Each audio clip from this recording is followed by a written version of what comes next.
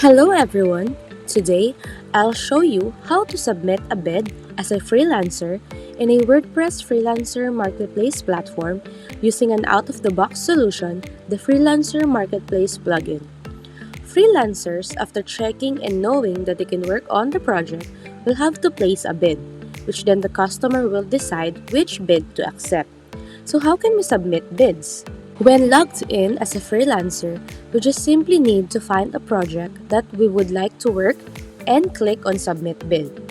A form will open where you need to add your proposal description, bid amount, project duration, and define milestones as needed and place bid.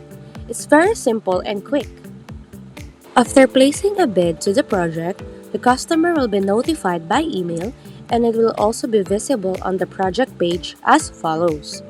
Here, the customer can message the freelancer first to talk about the project in detail.